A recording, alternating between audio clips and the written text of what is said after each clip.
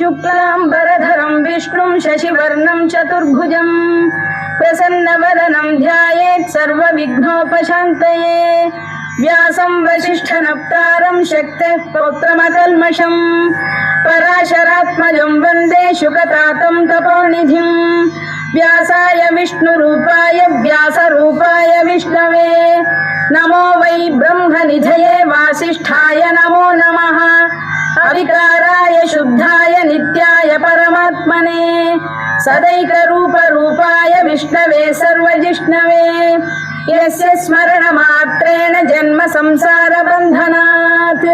विमुच्यते। नमस्तस्मै विष्णवे प्रभविष्णवे। ओं नमो विष्णवे प्रभविष्णवे। श्रीवैशम्पायन उवाच श्रुत्वा धर्मानशेषेण पावनानि च सर्वशः युधिष्ठिरः शान्तनवं पुनरेवाभ्यभाषत। युधिष्ठिर उवाच किमेकं दैवतं लोके किं वाप्येकं परायणं स्तुवन्तः कङ्कमर्चन्तः प्राप्नुयुर्मानवा शुभम्। को धर्मः सर्वधर्माणां भवतः परमो मतः किं जपन्मुच्यते जन्तुर्जन्म संसारबन्धनात्। श्रीभीष्म उवाच जगत्प्रभुं देवदेवमनन्तं पुरुषोत्तमं स्तुवन्नाम सहस्रेण पुरुषः सततोत्थितः तमेव चार्चयन् नित्यं भक्त्या पुरुषमव्ययम् ध्यायन् स्तुवन् नमस्यं च यजमानस्तमेव च अनादिनिधनं विष्णुं सर्वलोकमहेश्वरं लोकाध्यक्षं स्तुवन् नित्यं सर्वदुःखातिगो भवेत्। ब्रह्मण्यं सर्वधर्मज्ञं लोकानां कीर्तिवर्धनं लोकनाथं महद्भूतं सर्वभूतभवोद्भवम् एष मे सर्वधर्माणां धर्मोऽधिकतमो मतः यद्भक्त्या पुण्डरीकाक्षं स्तवैरच्चेन्नरः सदा। परमं यो महत्तेजः परमं यो महत्तपः परमं यो महद्ब्रह्म परमं यः परायणम् पवित्राणां पवित्रं यो मङ्गलानां च मङ्गलम् दैवतं देवतानां च भूतानां यो व्ययक्पिता यतः सर्वाणि भूतानि भवन्त्यादियुगागमे यस्मिंश्च प्रलयं यान्ति पुनरेव युगक्षये तस्य लोकप्रधानस्य जगन्नाथस्य भूपते विष्णोर्नाम सहस्रं मे शृणु पापभयापहम्। यानि नामानि गौणानि विख्यातानि महात्मनः ऋषिभिः परिगीतानि तानि वक्ष्यामि भूतये। ऋषिर्नाम्नां सहस्रस्य वेदव्यासो महामुनिः छन्दोऽनुष्टुप् तथा देवो भगवान् देवकीसुतः अमृतां शुद्धवो बीजं शक्तिर्देवकी नन्दनः त्रिसामा हृदयं तस्य शान्त्यर्थे विनियुज्यते। विष्णुं जिष्णुं महाविष्णुं प्रभविष्णुं महेश्वरम् अनेकरूपदैत्यान्तं नमामि पुरुषोत्तमम्। अस्य श्री विष्णोर्दिव्य सहस्रनामस्तोत्रमहामन्त्रस्य श्रीवेदव्यासो भगवान् ऋषिः अनुष्टुप्-छन्दः श्रीमहाविष्णुः परमात्मा श्रीमन्नारायणो देवता अमृतांशोद्भवो भानुरिति बीजम् देवकी नन्दन श्रेष्ठेति शक्तिः उद्भवः क्षोभणो देव इति परमो मन्त्रः शङ्खबृन्नन्दकी चक्रीति कीलकम् शार्ङ्गधन्वा गदाधर इत्यस्त्रम् रथाङ्गपाणिरक्षोभ्य इति नेत्रम् त्रिसामा सामरः सामेति कवचम् आनन्दं परब्रह्मेति योनिः ऋतुः सुदर्शनकाल इति दिग्बन्धः श्रीविश्वरूप इति ध्यानम् श्रीमहाविष्णुप्रीत्यर्थे सहस्रनाम जपे विनियोगः। ध्यानम् क्षीरोदन्वत्प्रदेशे शुचिमणिविलसत्सैकते मौक्तिकानां मालाक्लुप्तासनस्थस्फटिकमणिनिभैर्मौक्तिकैर्मण्डिताङ्गः शुभ्रैरभ्रैरदभ्रैरुपरि विरचितैर्मुक्तपीयूषवर्षैः आनन्देन पुनीयादरिनलिन गदा शङ्खपाणिर्मुकुन्दः भूः पादौ यस्य नाभिर्विहरसुरनिल नीलश्चन्द्रसूर्यौ च नेत्रे कर्णावाशा शिरोद्यौर्मुखमपि दहनो यस्य वास्तेयमब्धिः अन्तस्थं यस्य विश्वं सुरनरखगो भोगि गन्धर्वदैत्यैः चित्रं रम्यते तं त्रिभुवनवपुषं विष्णुमीशं नमामि। ॐ नमो भगवते वासुदेवाय। शान्ताकारं भुजगशयनं पद्मनाभं सुरेशं विश्वाधारं गगनसदृशं मेघवर्णं शुभाङ्गं लक्ष्मीकान्तं कमलनयनं योगिहृद्ध्यानगम्यं वन्दे विष्णुं भवभयहरं सर्वलोकैकनाथं मेघश्यामं पीतकौशेयवासं श्रीवत्साङ्कं कौस्तुभोद्भासिताङ्गं पुण्योपेतं पुण्डरीकायताक्षं विष्णुं वन्दे सर्वलोकैकनाथं नमः समस्तभूतानामादिभूताय भूभृते अनेकरूपरूपाय विष्णवे प्रभविष्णवे सशङ्खचक्रं सकिरीटकुण्डलं सपीतवस्त्रं सरसीरुभेक्षणं सहारवक्षस्थलशोभिकौस्तुभं नमामि विष्णुं शिरसा चतुर्भुजं छायायां पारिजातस्य हेमसिंहासनोपरि आसीनमम्बुदश्याममायताक्षमलङ्कृतं चन्द्राननं चतुर्बाहुं श्रीवत्साङ्कितवक्षसं रुक्मिणी सत्यभामाभ्यां सहितं कृष्णमाश्रये।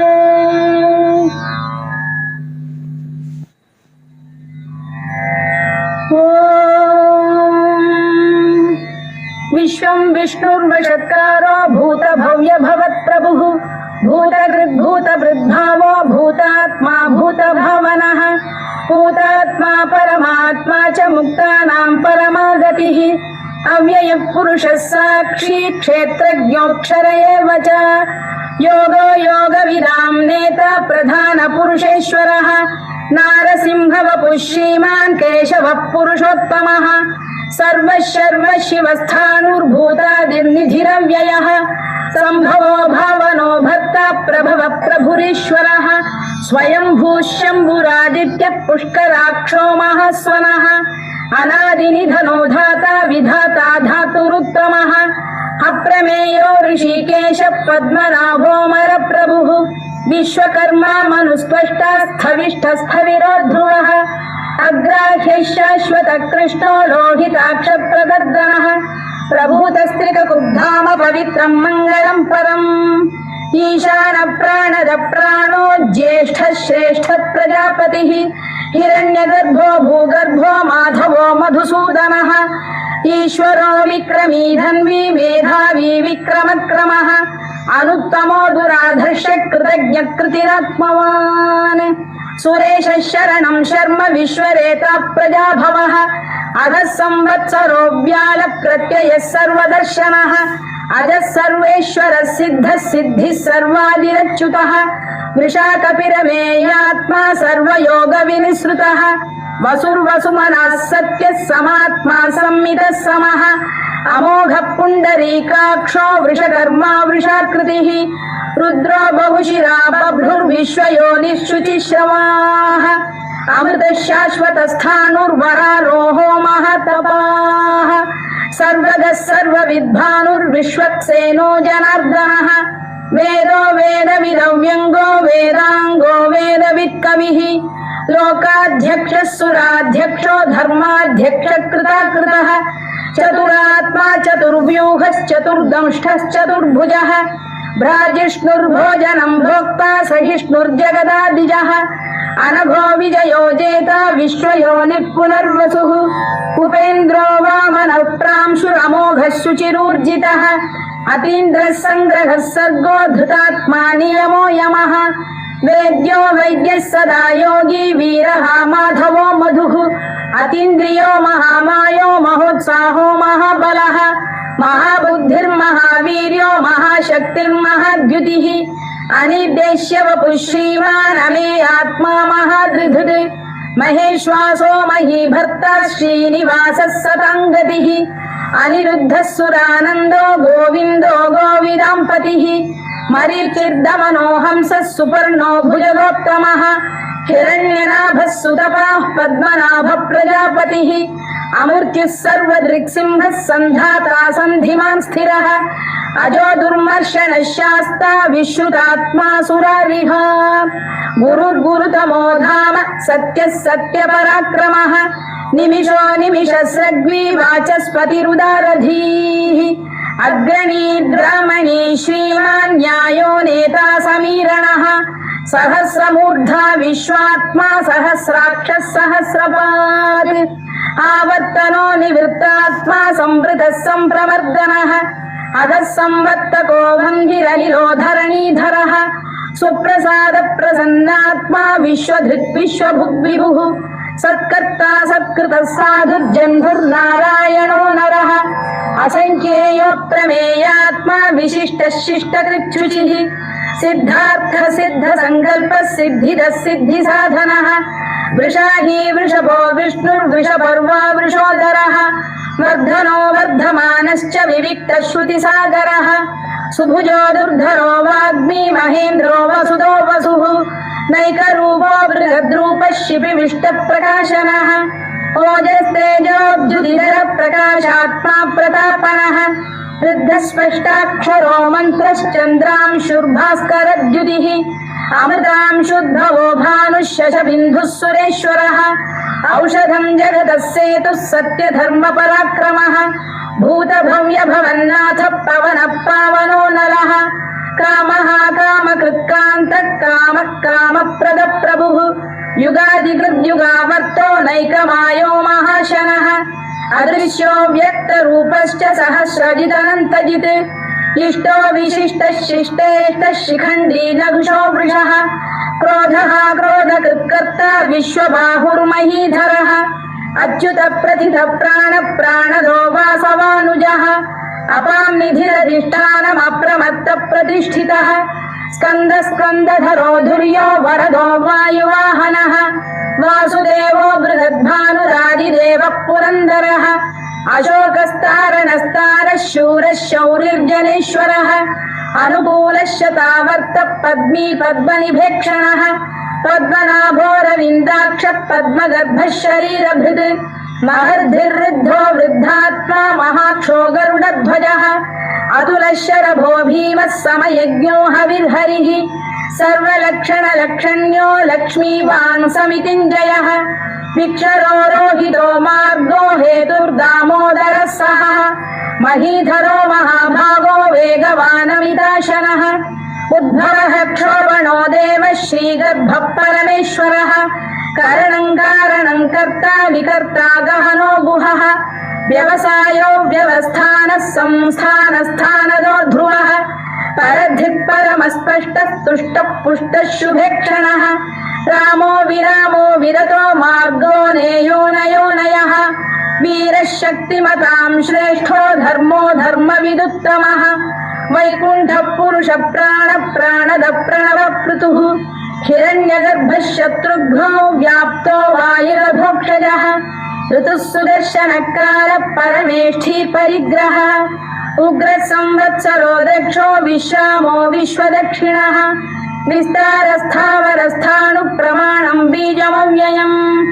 अर्थोऽनर्थो महाकोशो महाभोगो महाधनः अनिर्विण्णस्थविष्ठो भूर्धर्मयूपो महामखः नक्षत्रनेमिर्नक्षत्री क्षमः क्षामः समीहनः यज्ञयुज्यो महेज्यश्च क्रतुः सत्रं सतां गतिः सर्वदर्शी विमुक्तात्मा सर्वज्ञो ज्ञानमुत्तमम् सुव्रतः सुमुखः सूक्ष्मः सुघोषः सुखरः सुहृद् मनोहरोजितक्रोधो वीरबाहुर्विदारणः स्वापनः स्ववशो व्यापी नैकात्मा नैकधर्मकृत् वत्सरो वत्सलो वत्सी रत्नगर्भोधनेश्वरः धर्मकुद्धर्मकृद्धर्मी सरसक्षरमक्षरम् अविज्ञाता सहस्रांशुर्विधाता कृतलक्षणः गभस्तिनेमिः सत्तस्तः सिंहो भूतमहेश्वरः आदिदेवो महादेवो देवेशो देवभृद्गुरुः उत्तरो गोपतिर्गोप्ता ज्ञानगम्यः पुरातनः शरीरभूतभृद्भोक्ता कपीन्द्रो भूरि दक्षिणः सोमपोऽमृतपः सोमः पुरुजिः पुरुषत्तमः विनयो जयः सत्यसन्धो दाशार्हः सात्वतां पतिः जीवो विनयिता साक्षी मुकुन्दोमित विक्रमः अम्भो निधिरनन्तात्मा महोदधिशयोऽन्तकः अजो महार्घ स्वाभाव्यो जिता मित्र प्रमोदनः आनन्दो नन्दनो नन्दः सत्यधर्मा त्रिविक्रमः महर्षि कपिलाचार्य कृतज्ञो मेदिनीपतिः त्रिपदस्त्रिदशाध्यक्षो महाशृङ्गकृतान्तकृत् महावराहो गोविन्दः सुषेण कनकाङ्गनी गुह्यो गभीरो गहनो गुप्तश्चक्रगदाधरः मेधास्वाङ्गो जितकृष्णो दृढः सङ्कर्षणोच्युतः वरुणो वारुणो वृक्षपुष्कराक्षो महामनाः भगवान् भगहानन्दी वनमाली हलायुधः आदित्यो ज्योतिरादित्यः सहिष्णुर्गतिसत्तमः सुधन्वाखण्ड परशुद्धारुणो द्रविणप्रदः दिवस्पृक् सर्वदृग्व्यासो वाचस्पतिरयो निजः त्रिसामासामगः साम निर्वाणं भेषजं भिषत् सन्न्यासकृच्छमशान्तो निष्ठा शान्तिपरायणम् शुभाङ्गः शान्तिदश्रेष्ठा कुमुदः कुवलेशयः गोहितो गोपतिर्गोप्ता वृषभाक्षो वृषप्रियः अनिवर्ती निवृत्तात्मा संक्षेप्ताक्षेमकृच्छिवः श्रीवत्सवक्षः श्रीवासः श्रीपतिः श्रीमताम्बरः श्रीधः श्रीशः श्रीनिवासः श्रीनिधिः श्रीविभावनः श्रीधर श्रीकर श्रेयः श्रीमान् लोकत्रयाश्रयः स्वक्षस्वङ्गशतानन्दो नन्दिर्ज्योतिर्गणेश्वरः विजितात्मा विधेयात्मा सत्कीर्तिश्छिन्न संशयः उदीर्णः सर्वतश्चक्षुरनीशः शाश्वतस्थिरः भूषयो भूषणो भूतिर्विशोकः शोकनाशनः अच्छिष्मानच्चितः कुम्भो विशुद्धात्मा विशोधनः अनिरुद्धो प्रतिरथ प्रद्युम्नोमित विक्रमः कालनेमिनिहा वीरः शौरिः शूरजनेश्वरः त्रिलोकात्मा त्रिलोकेशः केशवः केशिहा हरिः कामदेवः कामपालः कामी कान्तकृतागमः अनिर्देश्य वपुर्विष्णुर्वीरोऽनन्तो धनञ्जयः ब्रह्मण्यो ब्रह्मकृद्ब्रह्मा ब्रह्म ब्रह्मविवर्धनः ब्रह्मविब्राह्मणो ब्रह्मी ब्रह्मज्ञो ब्राह्मणप्रियः महाकमो महाकर्मा महातेजा महोरगः महाक्रतुर्महायज्वा महायज्ञो महाहविः स्तव्यस्तव प्रियस्तोत्रं स्तुतिस्तोतारणप्रियः पूर्णः पूरयिता पुण्यः पुण्यकीर्तिरनामयः मनोजवस्तीर्थकरो वसुरेता वसुप्रदः वसुप्रदो वासुदेवो वसुर्वसुमनाहविः सद्गतिः सत्कृतिः सत्ता सद्भूतिः सत्परायणः शूरसेनो यदुश्रेष्ठः सन्निवासः सुयामुनः भूतावासो वासुदेवः सर्वासु निलयो नलः दर्पः दर्पदो दृप्तो दुर्धरोऽथा पराजितः विश्वमूर्तिर्महामूर्तिर्दीप्तमूर्तिरमूर्तिमान् अनेकमूर्तिरव्यक्तः शतमूर्तिः शताननः एकोनैकः सवक्र किं यत्तत्पदमनुत्तमम् लोकबन्धुर्लोकनाथो माधवो भक्तवत्सलः सुवर्णवर्णो हेमाङ्गो वराङ्गश्चन्दनाङ्गदी वीरः विषमः शून्यो घृताशीरचरश्चरः अमानी मानदो मान्यो लोकस्वामी त्रिलोकधृत् सुमेधा मेधजो धन्यः सत्यमेधाधराधरः तेजो वृषोद्युतिधरः सर्वशत्रुभृताम्बरः प्रग्रहो निग्रहो व्यग्रो नैकशृङ्गो गदाग्रजः चतुर्मूर्तिश्चतुर्बाहुश्चतुर्व्यूहश्चतुर्गतिः चतुरात्मा चतुर्भावश्चतुर्वेदविदेकपात् समावर्तो निवृत्तात्मा दुर्जयो दुरधिक्रमः दुर्लभो दुर्गमो दुर्गो दुरावासो दुरारिः शुभाङ्गो लोकसारङ्गः सुतन्तु स्तन्तु वर्धनः इन्द्रकर्मा महाकर्मा कृतकर्मा कृतागमः उद्भवः सुन्दरः सुन्दो रत्ननाभः सुलोचनः अर्को वाजसनः शृङ्गी जयन्तः सर्वविजयी सुवर्णबिन्दुरक्षोभ्यः सर्ववागीश्वरेश्वरः महाह्रदो महागर्तो महाभूतो महानिधिः कुमुदकुन्दरकुन्दपर्जन्यः पावनो निलः अमृताशोऽमृतवपुः सर्वज्ञः सर्वतोमुखः सुलभः सुमृतः सिद्धः शत्रुजिच्छत्रुतापनः न्यग्रोधोदुम्बरोश्चतश्चाणूरान्ध्रैषूदनः सहस्रार्चिः सप्तजिह्वः सप्तैधा सप्तवाहनः अमूर्तिरनघोचिन्त्यो भयगृद्भयनाशनः अणुबृहत्कृशस्थूलो गुणभिर्निर्गुणो महान् अधृतस्वधृतस्वास्य प्राग्वंशो वंशवर्धनः धारभृत्कथितो योगी योगीशः सर्वकामदः आश्रमश्रमणः क्षामः सुपर्णो वायुवाहनः धनुर्धरो धनुर्वेदो दण्डो दमयिता दमः अपराजितः सर्वसहो नियन्ता नियमो यमः सत्त्ववान् सात्विकः सत्यः सत्यधर्मपरायणः अभिप्रायप्रियार्होरप्रियकृत्प्रीतिवर्धनः विहाय सगतिर्ज्योतिः सुरुचिर्कुतभुग्विभुः रविर्विरोचनः सूर्यः सवितारविलोचनः अनन्तो हुतभुग्भोक्ता सुखदो नैकजोऽग्रजः अनिर्विण्णः सदामर्षि लोकाधिष्ठानमद्भुतः सनातनतमः कपिलः कपिरव्ययः स्वस्तिदः स्वस्तिकृत् स्वस्ति स्वस्तिभुक् स्वस्ति दक्षिणः अरौद्रः कुण्डली चक्री विक्रम्यूर्जितशासनः शब्दातिगः शब्दसः शिशिरः शर्वरीकरः अक्रूरपेशलो दक्षो दक्षिणः क्षमिणाम्बरः विद्वत्तमो वीतभयः पुण्यश्रवणकीर्तनः उत्तारणो दुष्कृतिः पुण्यो दुःस्वप्ननाशनः वीरः रक्षणः सन्तो जीवनपर्यवस्थितः अनन्तरूपोऽनन्तश्रीर्जितमन्युर्भयापहः चतुरश्रो गभीरात्मा विदिशो व्यादिशो दिशः अनादिर्भूर्भुवो लक्ष्मी सुवीरो रुचिराङ्गदः जननो जनजन्मादिर्भीमो भीमपराक्रमः आधारनिलयो धाता पुष्पहास प्रजागरः ऊर्ध्वः सत्पथाचार प्राणद प्रणवप्रणः प्रमाणं प्राणनिलय प्राणभृत् प्राणजीवनः तत्त्वं तत्त्वविदेकात्मा जन्ममृत्युजरातिगः भूर्भुवः स्वस्तरुस्तारः सविता प्रपितामहः यज्ञो यज्ञपतिर्यज्वा यज्ञाङ्गो यज्ञवाहनः यज्ञभृद्यज्ञकृद्यज्ञी यज्ञभुग्यज्ञसाधनः यज्ञान्तकृद्यज्ञगुह्यमन्नमन्नाद एव च आत्मयोनिः स्वयं जातो वैखानः सामगायनः देवकीनन्दनः स्रष्टा क्षितीशः पापनाशनः शङ्खबृन्नन्दकी चक्री शार्ङ्गधन्वा तथाङ्गपाणिरक्षोभ्यः सर्वप्रहरणायुधः सर्वप्रहरणायुधो नम इति वनमाली गरीशाङ्गी शङ्खी चक्री च नन्दकी श्रीमान्नारायणो विष्णुर्वासुदेवोऽभिरक्षतु वनमाली गरीशाङ्गी शङ्खी चक्री च नन्दकी श्रीमान्नारायणो विष्णुर्वासुदेवोऽभिरक्षतु वनमाली गरीशाङ्गी शङ्खी चक्री च नन्दकी श्रीमान्नारायणो विष्णुर्वासुदेवोऽभिरक्षतु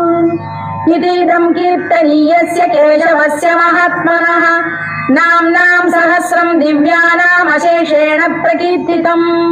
य इदं शृणुयात् नित्यं यश्चापि परिकीर्तयेत् नाशुभं प्राप्नुयात् किञ्चित् सोमुत्रेह च मानवः वेदान्तको ब्राह्मणस्य क्षत्रियो विजयी भवेत् वैश्यो धनसमृद्धस्य क्षुद्रः सुखमवाप्नुयात् धर्मार्थी प्राप्नुयात् धर्ममर्थार्थी चार्थमाप्नुयात् कामानवाप्नुयात् कामी प्रजार्थी चाप्नुयात् प्रजाम् भक्तिमान् यः सदोत्थाय शुचिस्तद्गतमानसः सहस्रं वासुदेवस्य नाम्नामेतत् प्रकीर्तयेत् यशः प्राप्नोति विपुलं याति प्राधान्यमेव च अचलां श्रियमाप्नोति श्रेयः प्राप्नोत्यनुत्तमम् न भयं क्वचिदाप्नोति वीर्यं तेजश्च विन्दति भवत्यरोगोद्युतिमान् बलरूपगुणान्वितः रोगात्तो मुच्यते रोगात् बद्धो मुच्येत बन्धनात् भयान्मुच्येत भीतस्तु मुच्येतापन्न आपदः दुर्गाण्यतितरत्याशु पुरुषः पुरुषोत्तमम्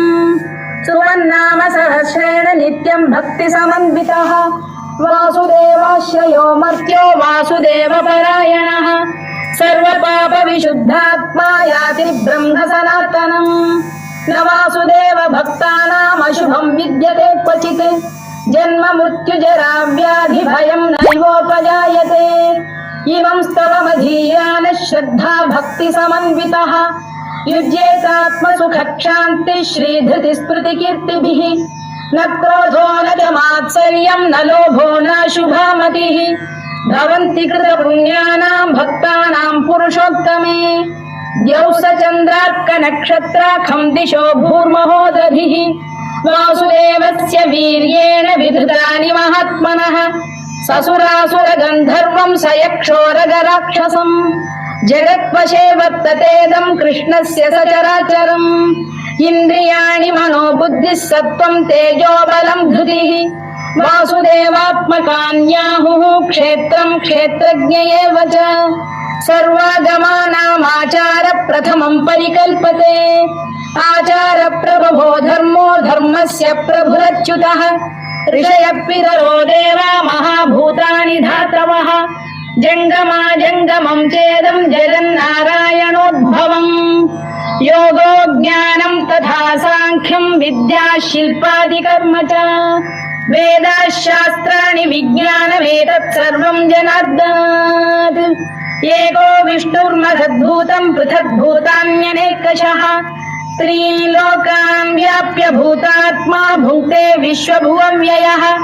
इमं स्तवं भगवतो विष्णोर्व्यासेन कीर्तितम्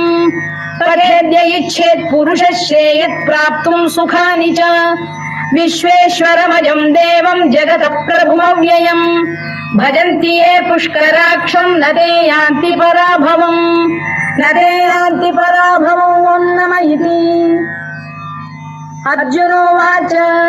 पद्मपत्रविशालाक्ष पद्मनाभसुरोत्तमा भक्तानामनुरक्तानां त्राता भवजनार्दन श्रीभगवानुवाच यो मां नाम सहस्रेण स्तोतुमिच्छति पाण्डव सोऽहमेकेन श्लोकेन स्तुत एव न संशयः स्तुत एव न संशयोन्नम इति व्यास उवाच वासनाद् वासुदेवस्य वासितं भुवनत्रयम् सर्वभूतनिवासोऽसि वासुदेव नमोऽस्तुते वासुदेव नमोऽस्तुते ॐ नम इति पार्वत्युवाच केनोपायेन लघुना विष्णोर्नाम सहस्रकम् पठ्यते पण्डितैर्नित्यं श्रोतुमिच्छाम्यहं प्रभो ईश्वर उवाच श्रीराम राम रामेति रमे रामे मनोरमे सहस्रनाम तत्तुल्यं राम नाम वरानने श्रीराम राम रामेति रमे रामे मनोरमे सहस्रनाम तत्तुल्यं राम नाम वरानने श्रीराम राम रामेति रमे रामे मनोरमे सहस्रनाम तत्तुल्यं राम नाम वरानने राम नाम वराननमो नम इति ब्रह्मोवाच नमोऽस्त्वनन्ताय सहस्रमूर्तये सहस्रपादाक्षि शिरोरुबाहवे सहस्रनाम्ने पुरुषाय शाश्वते सहस्रकोटियुगधारिणे नमः सहस्रकोटियुगधारिणे नमो नम इति संजय उवाच यत्र योगेश्वर कृष्णो यत्र पार्थो धनुर्धरः तत्र श्रीर्विजयो भूतिर्ध्रुवा नीतिर्मतिर्मम श्रीभगवानुवाच अनन्याश्चिन्तयन्तो मां ये जनाः पर्युपासते तेषां नित्याभियुक्तानां योगक्षेमं वहाम्यहम् परित्राणाय साधूनां विनाशाय च दुष्कृतां धर्म संस्थापनार्थाय संभवामि युगे युगे आर्ता विषण्णाः शिथिलाश्च भीता घोरेषु च व्याधिषु वर्तमानाः संकीर्त्य नारायण शब्दमात्रं विमुक्तदुःखाः सुखिनो भवन्तु कायेन वाचा मनसेन्द्रियैर्वा बुद्ध्यात्मना वा प्रकृते स्वभावात् करोमि यद्यत् सकलं परस्मै नारायणायेति समर्पयामि।